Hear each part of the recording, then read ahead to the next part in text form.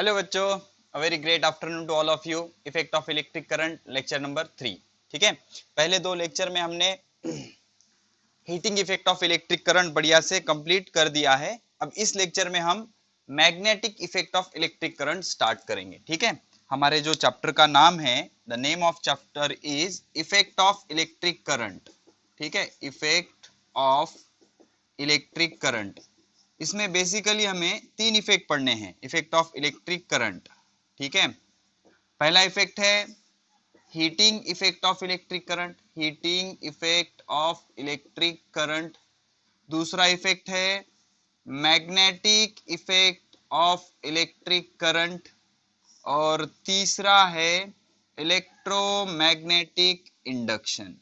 ठीक है, magnetic effect of electric current में एक 5 मार्क्स का थ्योरी के लिए बहुत इंपॉर्टेंट कंसेप्ट आएगा डीसी मोटर का, और इलेक्ट्रोमैग्नेटिक इंडक्शन में एक बहुत ही इंपॉर्टेंट 5 मार्क का थ्योरी का क्वेश्चन आएगा एसी मोटर। ठीक है, तो इफेक्ट ऑफ इलेक्ट्रिक करंट मतलब इलेक्ट्रिक करंट की वजह से कौन कौन से इफेक्ट प्रोड्यूस होते हैं। तो तीन इफेक्ट हमें पढ़ने हैं।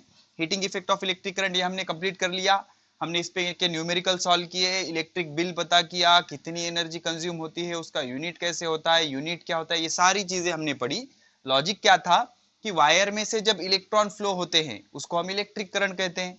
जिस डायरेक्शन में इलेक्ट्रॉन फ्लो होते हैं उसके अपोजिट डायरेक्शन में करंट जाता है। तो इलेक्ट्रॉन फ्लो होते वक्त एटम से या कर्नेल से कोलाइड होते हैं। Do you remember kernel? Kernel मतलब एटम में से इलेक्ट्रॉन लूज होने के बाद एटम पर पॉजिटिव चार्ज आ जाता है, उसे कहा जाता है कर्नेल।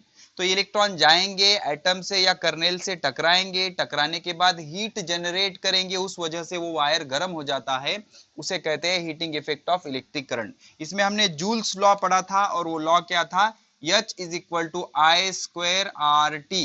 इतनी हीट जनरेट होती है करंट I के वजह से रेजिस्टेंस R में T टाइम के लिए अगर आपने करंट फ्लो किया है।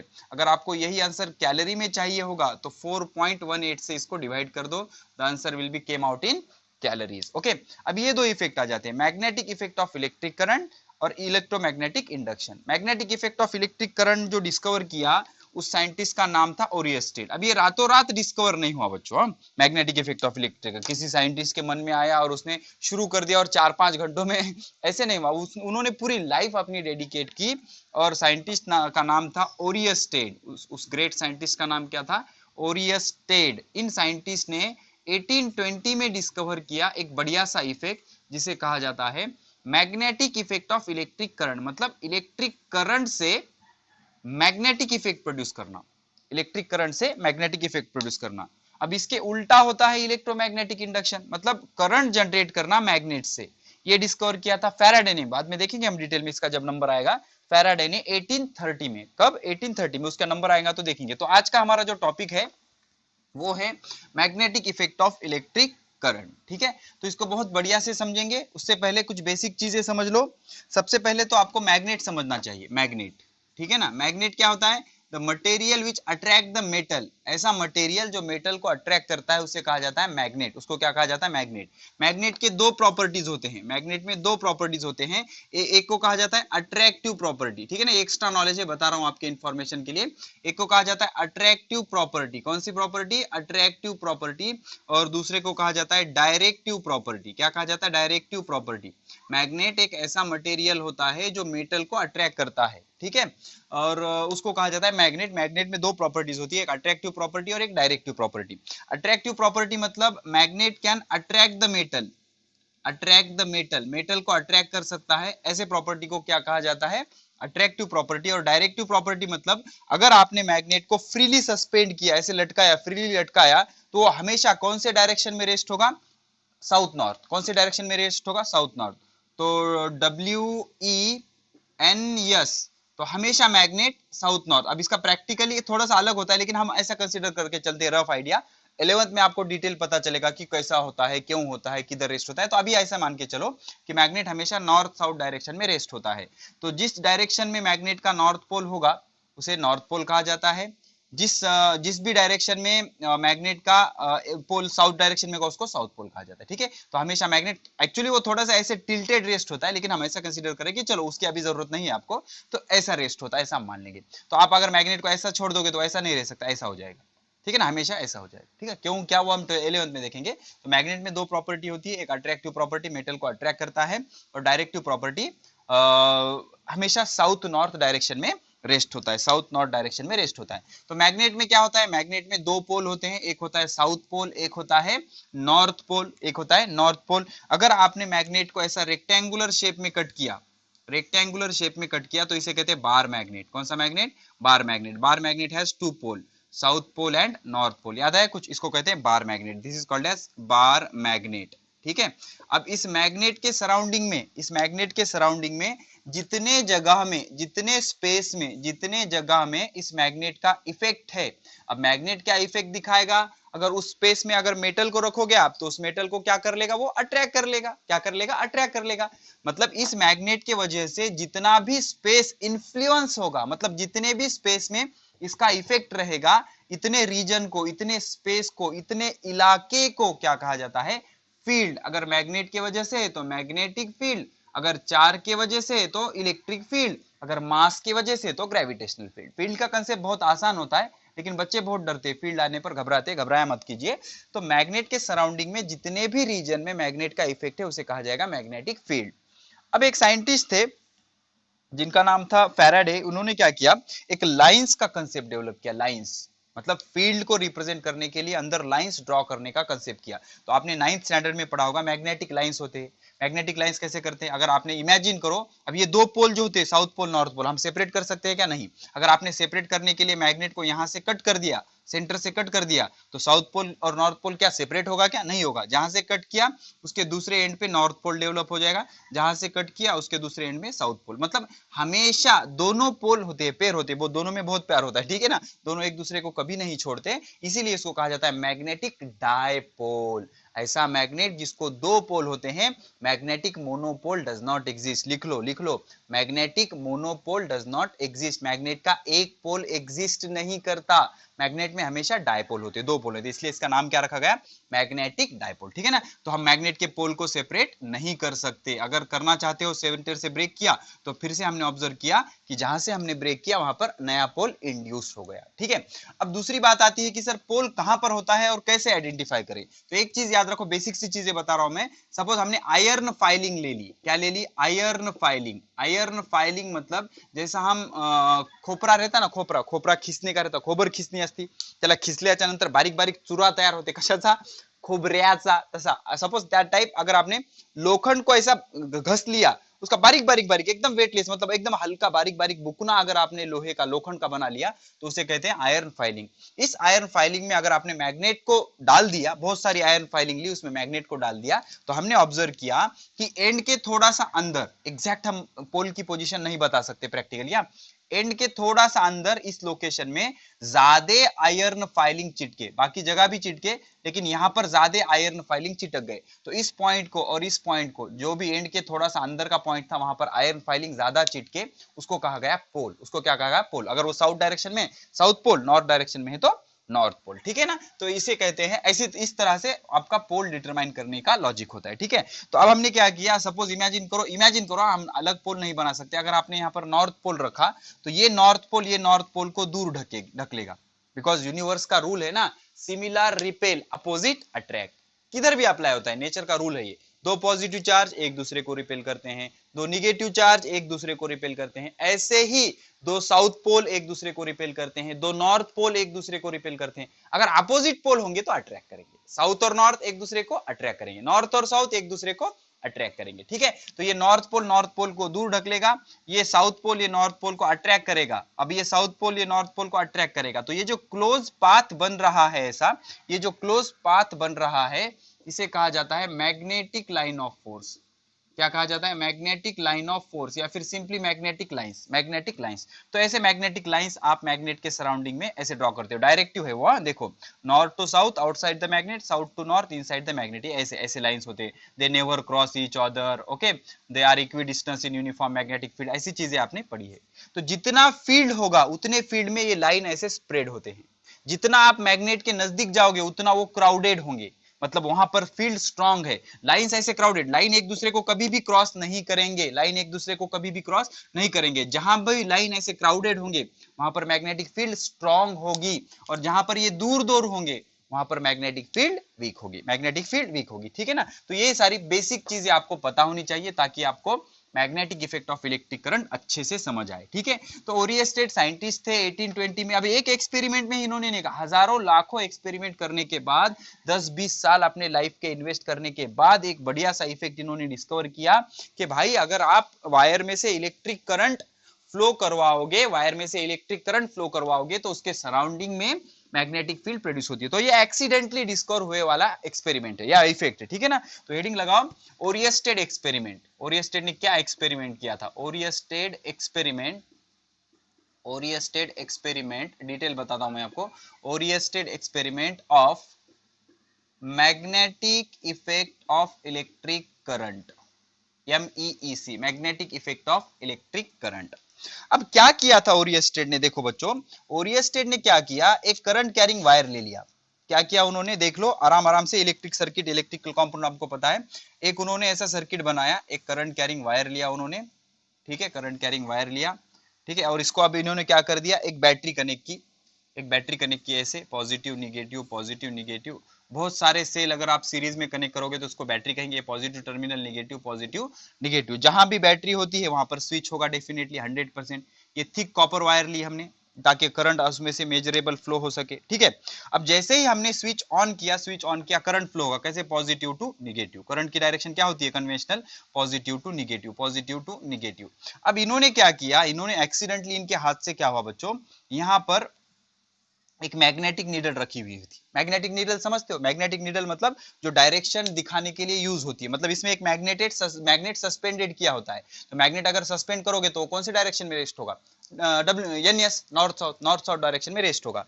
तो जब सपोज अब ये बंद है तो इसमें करंट होगा क्या? नहीं, करंट नहीं होगा। तो इसमें करंट बिल्कुल नहीं था, करंट नहीं था। तो तब इसमें की जो नीडल थी बच्चों, इसमें की जो नीडल थी वो नीडल ऐसे स्ट्रेट थी, ऐसे स्ट्रेट थी।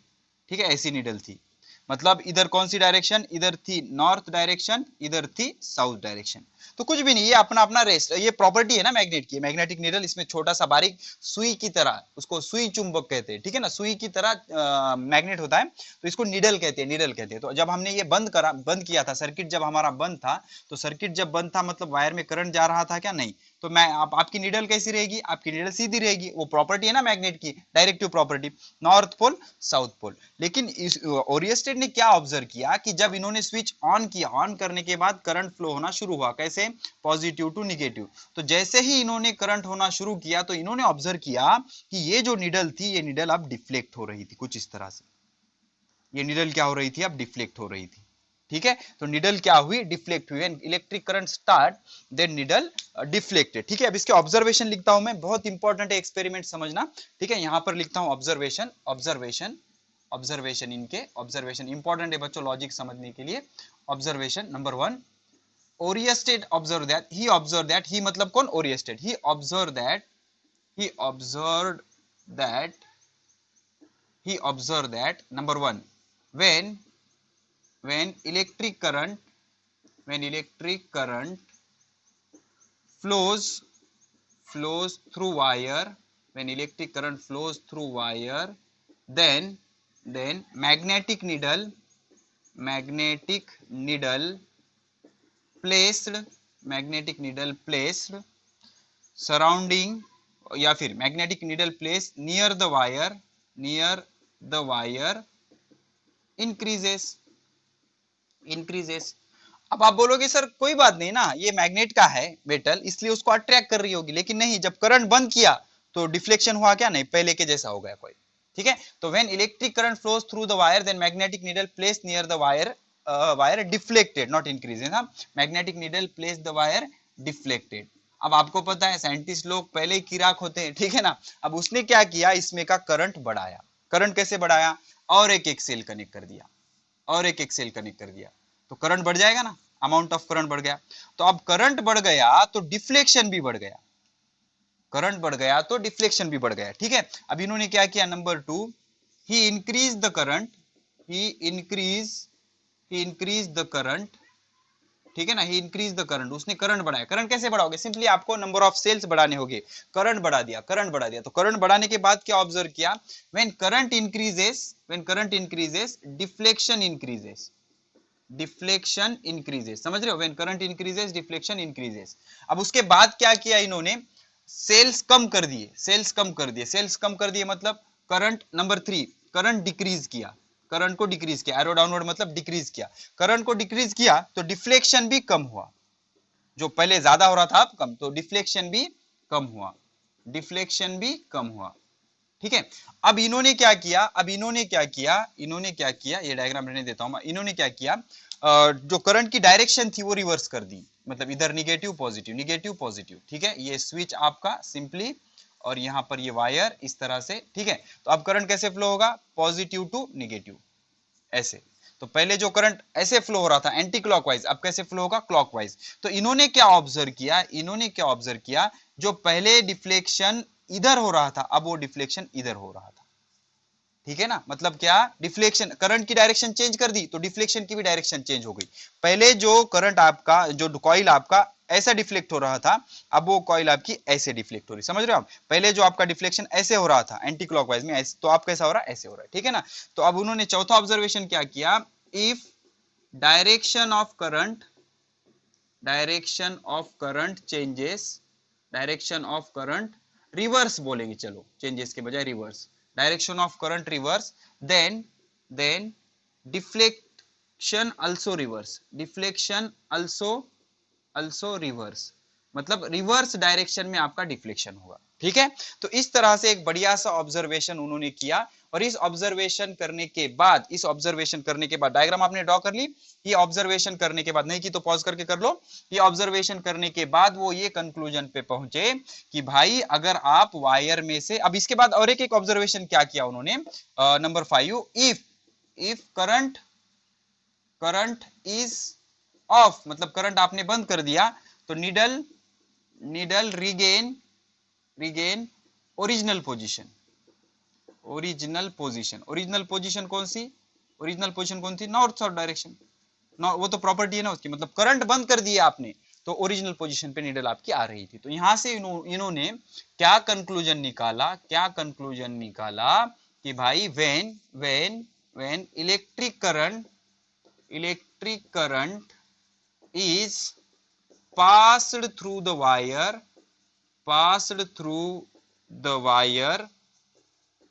then magnetic field produce around it, और इसको ही क्या नाम दिया, this is called magnetic effect of electric current. समझ रहे हो, मतलब किसी वायर में से अगर आप इलेक्ट्रिक करंट पास करोगे, इलेक्ट्रिक करंट सेंड करोगे, तो उसके सराउंडिंग रीजन में क्या प्रोड्यूस होगा, उसके सराउंडिंग रीजन में एक फील्ड प्रोड्यूस होगी which is similar to the field around the magnet, and this field is called as magnetic field. तो ये ओरियस्टेड का एक्सपेरिमेंट था। इस एक्सपेरिमेंट में उसने क्या प्रूव किया, उसने प्रूव किया कि अगर वायर में से आप इलेक्ट्रिक करंट फ्लो करोगे तो उस वायर के सराउंडिंग रीजन में क्या प्रोड्यूस होगा, मैग्नेटिक फील्ड प्रोड्यूस होगा। क्या प्रोड्यूस होगा, मैग्नेटिक फील्ड। अब लोगों ने कई तरह के सवाल उठाए कि भाई उसकी डायरेक्शन कैसी होती है, कौन कौन से फैक्टर होते हैं जिसपे मैग्नेटिक फील्ड डिपेंड करती है। तो इन सारों का आंसर उसने एक बढ़िया से एक्सपेरिमेंट से दिया। ठीक है, तो लिखो, हेडिंग लिखो, factors on which magnetic field depends. Okay, heading क्या लिखोगे आप, factors on which magnetic field depends, factors on which magnetic field depend. ठीक है, तो सिंपली हम क्या करेंगे, एक करंट कैरिंग वायर ले लेंगे, बाकी का सर्किट नहीं बताऊंगा मैं। इसमें से करंट आई फ्लो हो रहा है, क्या फ्लो है, करंट आई फ्लो हो रहा है। तो यहां पर जो मैग्नेटिक फील्ड प्रोड्यूस हो रही है, वो कौन कौन से फैक्टर पे डिपेंड करेगी। ठीक है, तो पहले नंबर 1 फर्स्ट फैक्टर जो है वो है इलेक्ट्रिक करंट। नंबर 1 फैक्टर कौन सा, इलेक्ट्रिक करंट। तो क्या ऑब्जर्वेशन था, अगर आप करंट बढ़ाओगे तो डिफ्लेक्शन बढ़ रहा है, मतलब फील्ड बढ़ रही है। सिंपल, अगर आप करंट बढ़ाओगे तो यहां पर जो मैग्नेटिक नीडल रखा है आपने, उसका डिफ्लेक्शन बढ़ रहा था, मतलब मैग्नेटिक फील्ड बढ़ रही, ज्यादा मैग्नेटिक फील्ड होगी तभी तो मैग्नेट ज्यादा रोटेट होगा। तो इलेक्ट्रिक करंट इंक्रीज करो, डिफ्लेक्शन बढ़ जा रहा है, मैग्नेटिक फील्ड बढ़ जा रही है। अगर आप करंट कम करोगे, डिफ्लेक्शन कम होगा, मैग्नेटिक फील्ड कम होगी। तो पहला फैक्टर कौन सा था? Electric current. इलेक्ट्रिक करंट बढ़ाने पे डिफ्लेक्शन बढ़ जाएगा, ठीक है। दूसरा क्या था? Direction of electric current. Direction of electric current, direction of electric current, ठीक है ना। तो डायरेक्शन ऑफ इलेक्ट्रिक करंट अगर आप चेंज करोगे तो डिफ्लेक्शन जो पहले इधर हो रहा था अब इधर होगा, ठीक है। तो पहला फैक्टर जिसपे मैग्नेटिक फील्ड डिपेंड करती है वो इलेक्ट्रिक करंट। इलेक्ट्रिक करंट बढ़ाओगे डिफ्लेक्शन बढ़ेगा, मैग्नेटिक फील्ड बढ़ेगी। इलेक्ट्रिक करंट घटाओगे डिफ्लेक्शन घटेगा, मैग्नेटिक फील्ड घटेगी, ठीक है। तो जितना करंट ज्यादा होगा उतनी मैग्नेटिक फील्ड सराउंडिंग में ज्यादा होगी। इलेक्ट्रिक करंट के डायरेक्शन पे भी मैग्नेटिक फील्ड डिपेंड करती है, लेकिन सिर्फ मैग्नेटिक फील्ड की डायरेक्शन डिपेंड करती है। मतलब इलेक्ट्रिक करंट अगर इस डायरेक्शन में, मैग्नेटिक फील्ड इधर है, तो करंट अगर नीचे के डायरेक्शन में होगी तो मैग्नेटिक फील्ड इधर होगी। नंबर 3, अब ओरिएस्टेड ने क्या किया, ये जो निडल थी, निडल को दूर दूर पुश किया, करंट को कांस्टेंट रखा, कितना? 5 एम्पियर, ठीक है। तो ये नॉर्मल पोजीशन थी, यहां पर क्या हुआ? इतना डिफ्लेक्ट हुआ। अब यहां पर अगर निडल को रखा, ओरिजिनल पोजीशन ये, तो डिफ्लेक्शन कम हो गया। अब जैसे जैसे आप दूर जा रहे हो, जैसे जैसे आप वायर से दूर जा रहे हो, वैसे वैसे वो कम डिफ्लेक्ट हो रही थी। तो इसका रीजन क्या था कि आप जितना वायर से दूर जाओगे उतना मैग्नेटिक फील्ड या उसकी जो स्ट्रेंथ है वो कम होगी। ऑब्वियस है ना भाई, जितना आप वायर के नजदीक रहोगे उतनी स्ट्रॉन्ग मैग्नेटिक फील्ड होगी। ओके, तो एज डिस्टेंस फ्रॉम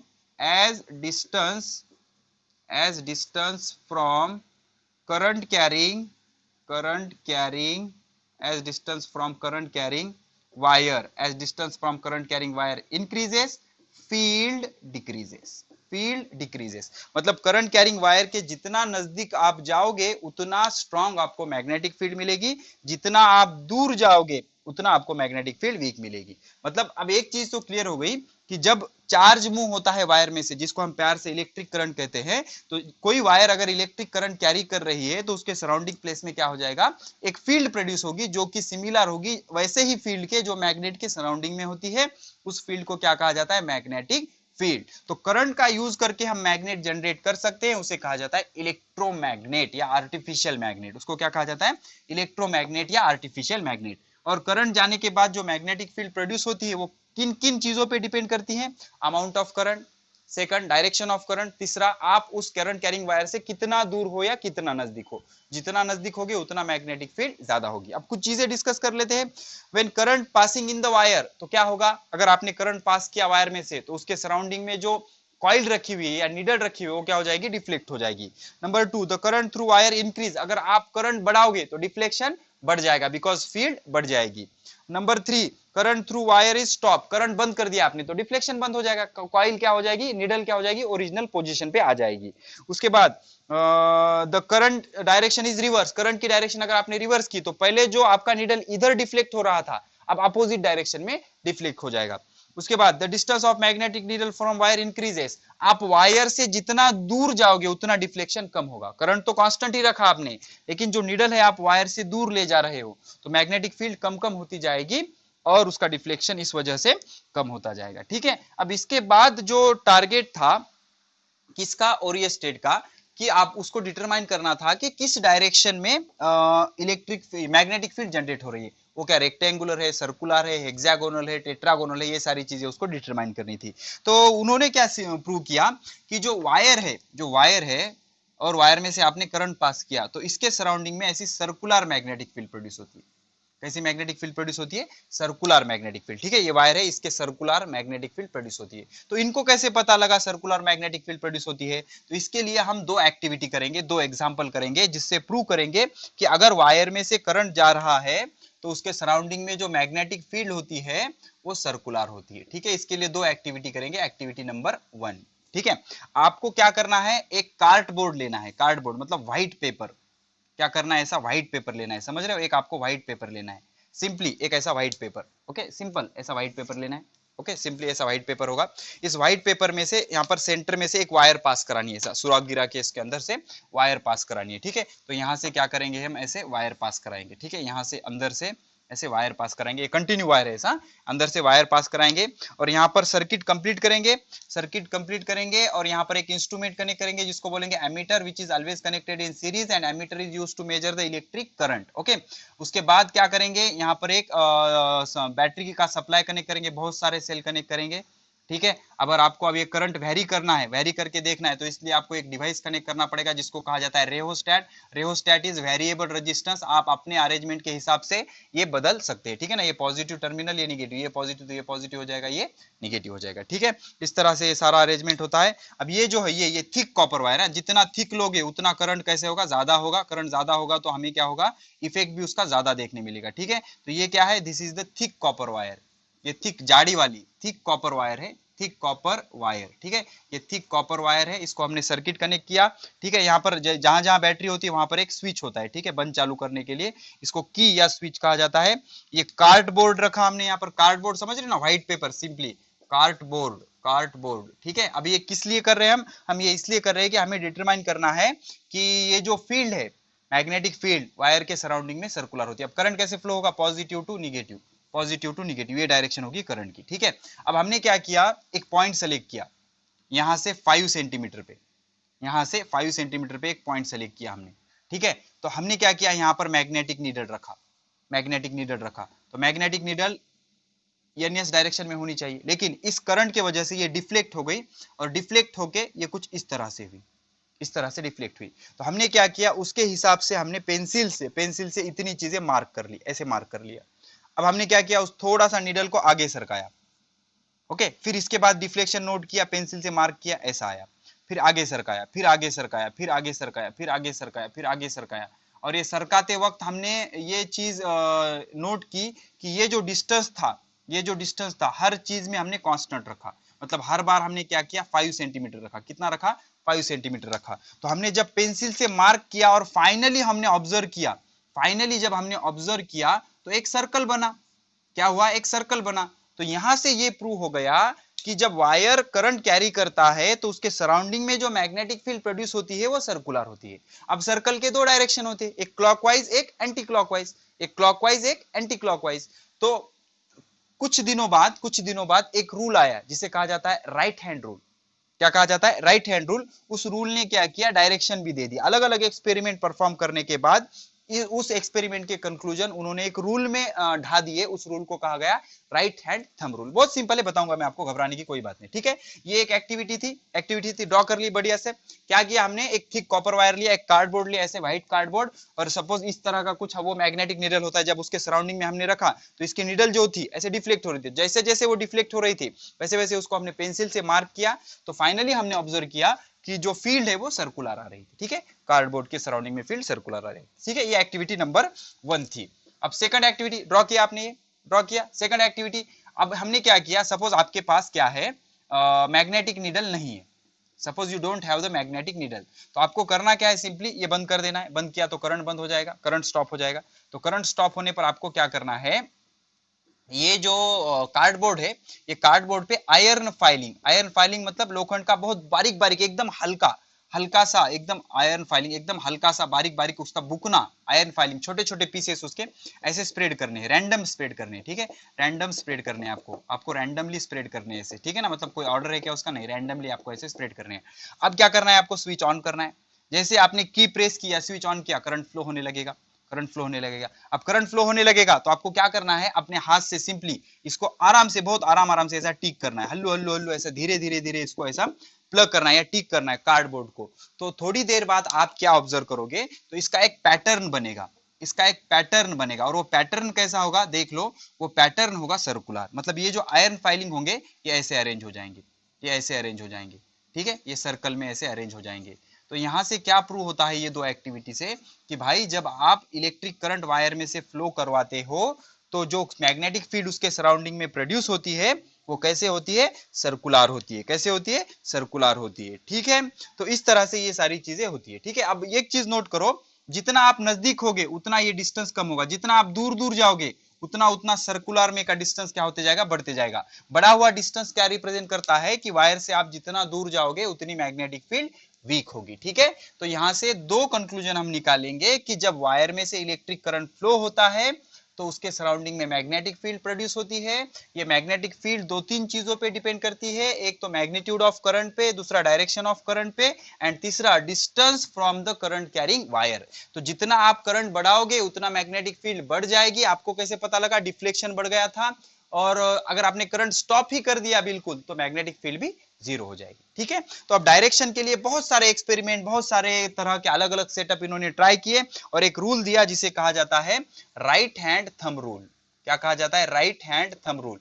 ये रूल क्या करता है? Right hand thumb rule gives direction of, right hand thumb rule, direction of magnetic field whether it is clockwise और एंटी क्लॉकवाइज। ठीक है, तो इसमें क्या कहा जाता है? Imagine that, imagine that the current carrying conductor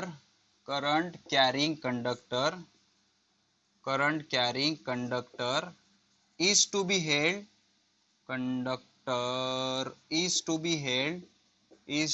held, in your right hand,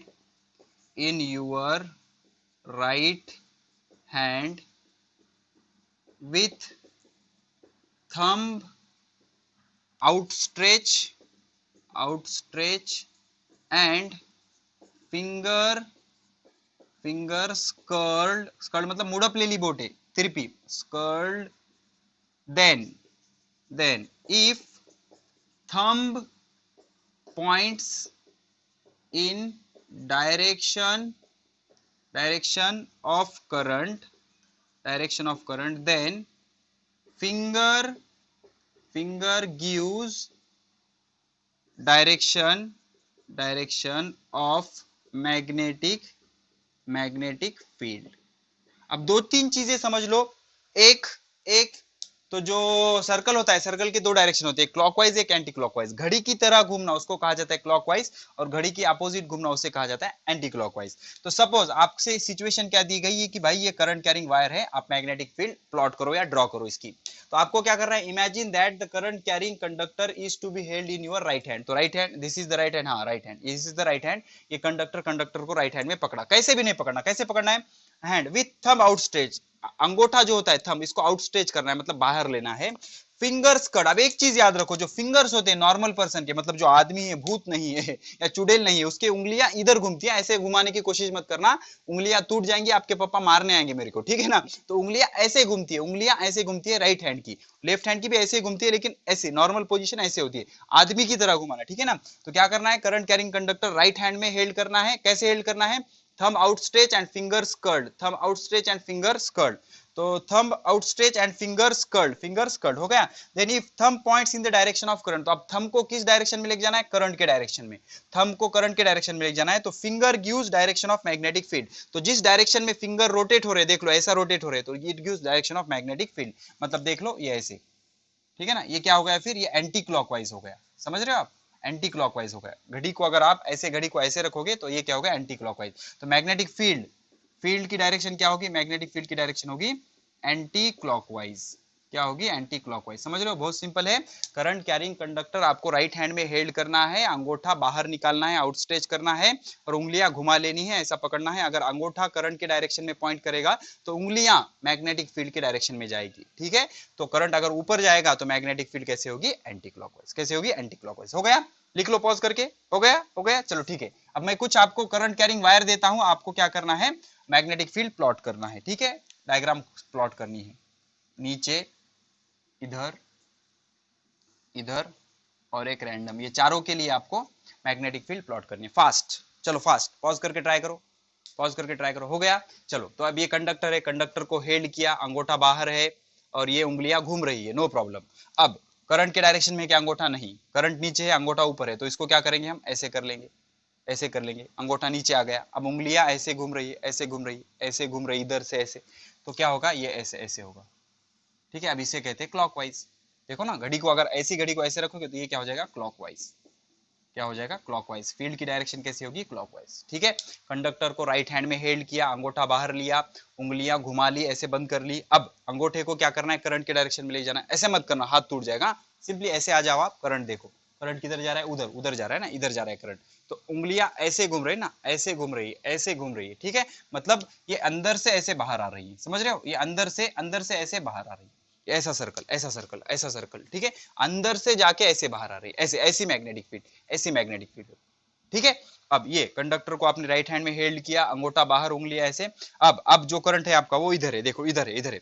पहले क्या था, करंट इधर था तो अंदर से बाहर आ रहा था, अंदर से बाहर आ रहा था। अब इधर है तो बाहर से अंदर जाएगा। अब देखो उंगलियां किधर, ये करंट है, अंगूठा करंट है, ये अंदर से बाहर जाएगा, अंदर से बाहर जाएगा, मतलब ये ऐसे, ये देखो ये अंदर से ऐसे बाहर जाएगा, समझ रहे हो, ये ऐसे, ठीक है ना, ये ऐसे ऐसे ऐसे ऐसे ऐसे ऐसे, ठीक है। तो ये मैग्नेटिक फील्ड होगी, ठीक है। आप सिंपली आप किसी भी डायरेक्शन का फाइंड आउट कर सकते हैं। सपोज ये ऐसे ऐसे, तो ये देखो ये ऐसे जाएगा, ऐसे ऐसे ऐसे, ये करंट की डायरेक्शन, ये ऐसे जाएगा, ठीक है। तो ये ऐसे ऐसे होगा, ठीक है, ये ऐसे होगा, ऐसे ऐसे।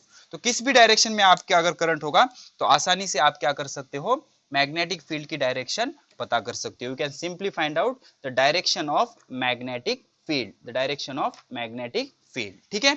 अब राइट हैंड थंब रूल के साथ कई बार आपको एक रूल आ जाता है जिसे कहा जाता है मैक्सवेल कॉर्क स्क्रू रूल। अब आपके बोर्ड के सिलेबस में नहीं है ये, लेकिन पता होना चाहिए, 11th में आपको डिटेल में आएगा, मैं भी आपको डिटेल में बताऊंगा, डोंट वरी, आना चाहिए आपको, ओके।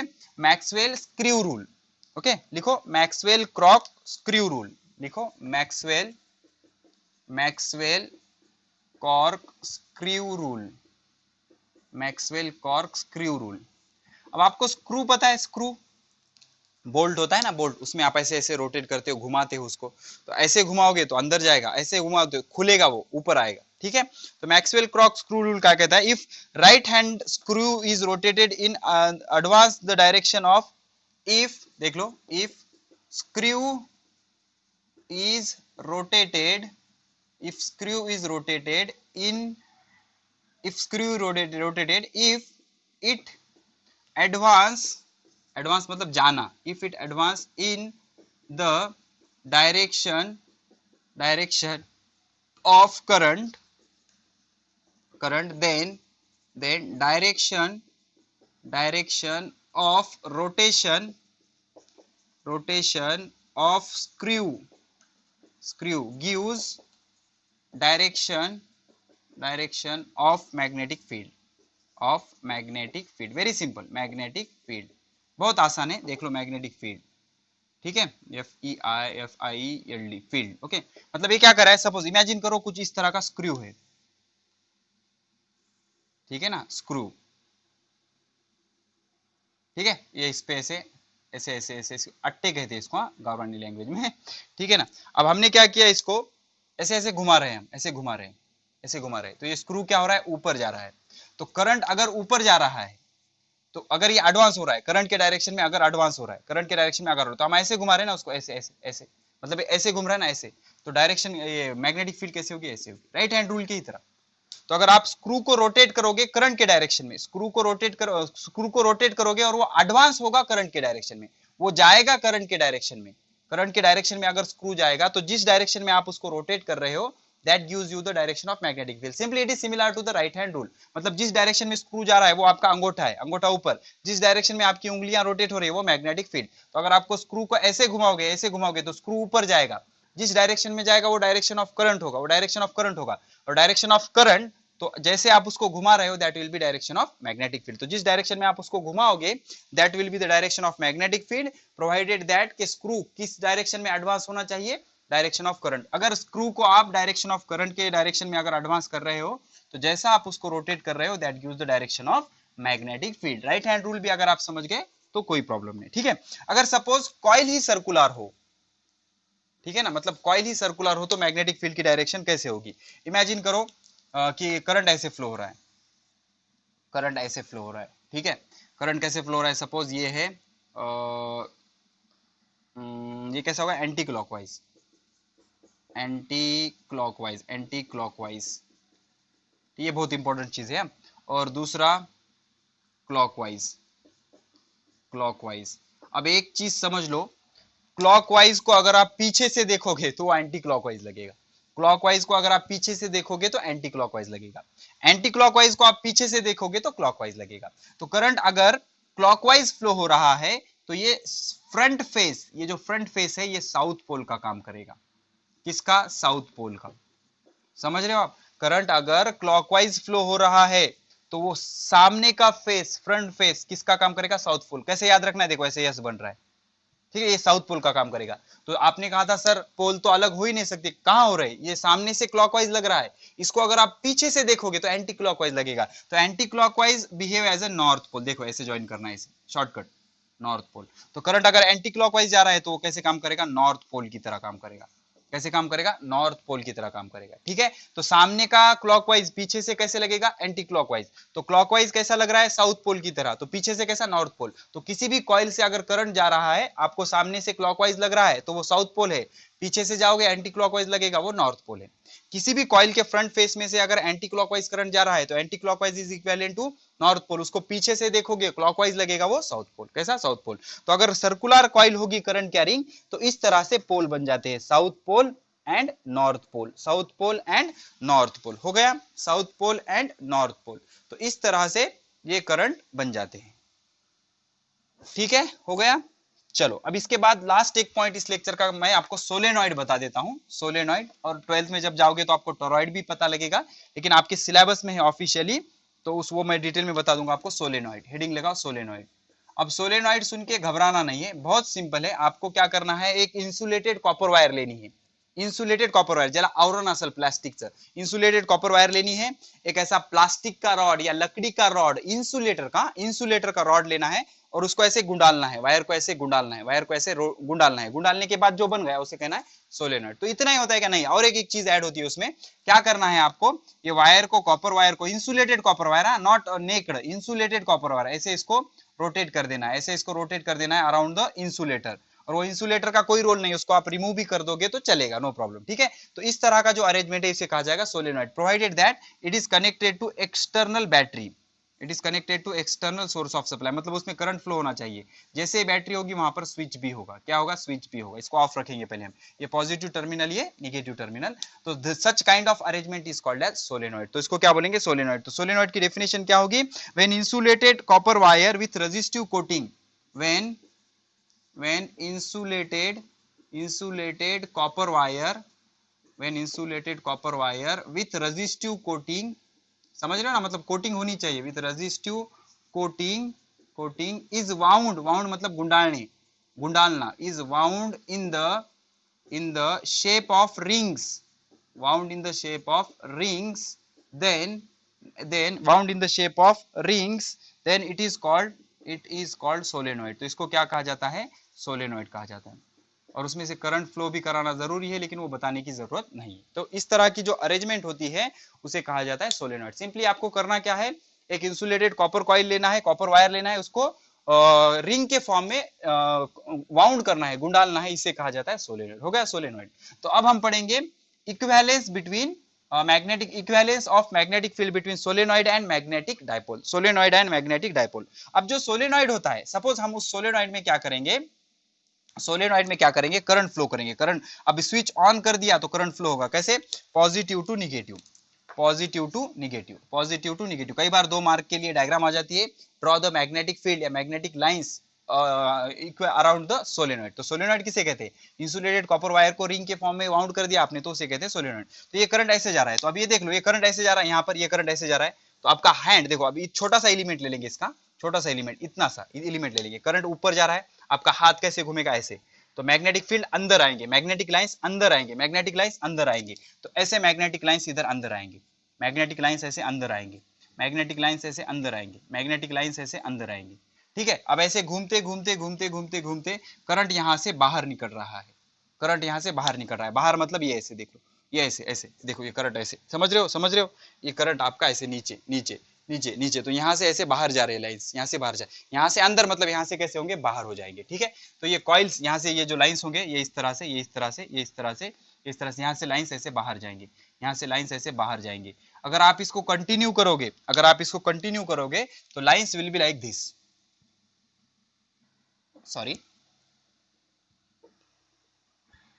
ठीक है, तो ये जो lines will be like this, एक दूसरे को क्रॉस नहीं करते हैं। तो ये जो लाइंस होते ये ऐसे होते, ठीक है, तो ये जो लाइंस होंगे इधर के, ये ऐसे, ठीक है, और एक एक बता दूंगा मैं, ये ऐसे, ठीक है, इस तरह से, ठीक, ये अंदर है, सॉरी डायरेक्शन ऐसी नहीं, ये बाहर से ऐसे, ये ऐसे आ रहा है इधर, ये ऐसे आ रहा है इधर, ठीक है, ये ऐसे लाइंस होते हैं। ठीक है, so these are the magnetic line surrounding the solenoid. ठीक है, ये मैग्नेटिक फील्ड ऐसे इसके सराउंडिंग में, राइट हैंड रूल से सिंपली देखो, करंट ऊपर जा रहा है इधर से अंदर, इधर की फाइंड आउट करने की भी जरूरत भी नहीं, इधर अंदर आ रहे हैं मतलब इधर क्या हो जाएंगे, बाहर चले जाएंगे, इधर लाइंस अंदर आ रहे हैं तो इधर बाहर चले जाएंगे। तो अब इसके दो पोल कैसे प्लॉट करोगे सर, तो इसके लिए आपको मैग्नेटिक डायपोल ड्रॉ करना होगा। मैग्नेटिक डायपोल अगर आप ड्रॉ करोगे तो ये हो जाएगा आपका साउथ पोल, ये हो जाएगा आपका नॉर्थ पोल। तो हमने पहले भी ड्रॉ की थी मैग्नेटिक फील्ड, नॉर्थ पोल से आउटवर्ड साउथ पोल की तरफ, नॉर्थ पोल से आउटवर्ड साउथ पोल की तरफ, ये ऐसे ऐसे होती है मैग्नेटिक फील्ड, मैग्नेटिक डायपोल की। ठीक है, इस तरह से। तो जहां मैग्नेटिक लाइंस इंटर हो रहे हैं, जहां मैग्नेटिक लाइंस इंटर हो रहे हैं वो क्या हो जाएगा, साउथ पोल। तो ये जो लेफ्ट वाला है ये होगा हमारा साउथ पोल, ये होगा हमारा साउथ पोल। तो जहां से लाइंस बाहर निकल रही है ये होगा हमारा नॉर्थ पोल, ये होगा हमारा नॉर्थ पोल। तो इस एक्सपेरिमेंट से क्या कंक्लूजन निकलेगा कि भाई सोलेनॉइड भी एक मैग्नेटिक डायपोल की तरह ही काम करता है। बिकॉज देख लो ना, मैग्नेटिक डायपोल के जैसे मैग्नेटिक लाइंस बन रहे हैं, मैग्नेटिक डायपोल के जैसे क्लोज कंटिन्यूअस कर होता है, मैग्नेटिक डायपोल के जैसे लाइन बन रहे हैं। ठीक है, आपको डायग्राम पूछ लेते हो। तो ये क्या है, magnetic field of a dipole, ये है magnetic field of a solenoid. तो solenoid is behaving as a magnetic dipole. उसकी जिस तरह से मैग्नेटिक फील्ड बन रही है south pole and north pole, ऐसे ही जहां से मैग्नेटिक लाइंस इंटर हो रही है उसको हम बोलेंगे साउथ पोल, जहां से लीव हो रही है उसको बोलेंगे हम नॉर्थ पोल। ठीक है, तो solenoid is equivalent to magnetic dipole. This is magnetic field of solenoid. अगर मैग्नेटिक फील्ड सोलेनॉइड की ड्रॉ करने के लिए कहा जाए तो ऐसे बता देना, और मैग्नेटिक फील्ड अगर मैग्नेटिक डायपोल की कहा जाए तो ऐसे बता देना। सर अगर आपको सपोज ऐसा मैग्नेट ड्रॉ करना है तो कैसे करोगे, इधर आपको नॉर्थ पोल लेना है, इधर आपको साउथ पोल लेना है। सिंपली आप क्या करो, इधर निगेटिव टर्मिनल कनेक्ट करो, इधर पॉजिटिव, तो करंट अब ऐसे जाएगा, उल्टा करंट की डायरेक्शन उल्टी आ जाएगी। तो करंट ऐसे जाएगा ऊपर, तो अब ये जो होगा ये करंट ऊपर जाएगा, तो यहाँ पर लाइंस अंदर जाएंगे, यहाँ पर लाइंस अंदर जाएंगे, यहाँ पर लाइंस अंदर जाएंगे, तो अंदर किस में जाते हैं, साउथ पोल में, तो ये साउथ पोल का काम करेगा। Simple, this is the beauty of physics, this is the beauty of magnetic field, electric field. समझ रहे हो? तो करंट की डायरेक्शन अगर आपने रिवर्स कर ली तो आप इसको पोल भी रिवर्स कर सकते हो। ठीक है, यही प्रिंसिपल यूज होता है electric motor and DC motor में, देखेंगे तभी। तो ये सोलेनॉइड भी किसकी तरह काम कर रहा है, मैग्नेटिक डायपोल की तरह। So this is about magnetic field of solenoid. ठीक है, अब आपको 12th में है आगे, इस सोलेनॉइड को, अगर ये सोलेनॉइड है, इस सोलेनॉइड को अगर आपने घुमा के ऐसे सर्कुलर बना दिया तो उसको टॉरॉइड कहते हैं। मतलब कैसा, सपोज ये ऐसी अरेंजमेंट, गोल गोल solenoid is called as toroid. आपके सिलेबस में नहीं है लेकिन पता होना चाहिए इसको। आप इसको बैटरी कनेक्ट कर देंगे तो this is called as toroid. इसको क्या बोलेंगे, टॉरॉइड। सोलेनॉइड को अगर एंड टू एंड ऐसा घुमा के आपने कनेक्ट कर दिया तो उसको क्या बोलेंगे, टॉरॉइड। ये 12th में पढ़ोगे आप, बहुत इंटरेस्टिंग से एक्सप्रेशन है, तो इसको क्या बोलेंगे, टॉरॉइड। ठीक है, तो सोलेनॉइड सिंपली क्या होता है, insulated copper wire wrapped in a shape of or wound in a shape of rings, that is called as solenoid। और सोलेनॉइड को अगर एंड टू एंड कनेक्ट करके सर्कल बना दिया तो that is called as toroid. ठीक है, I hope सारी चीजें आपको समझ रही है। जल्दी मिलेंगे नेक्स्ट लेक्चर में, पढ़ाई करते रहे, ऑल द वेरी बेस्ट।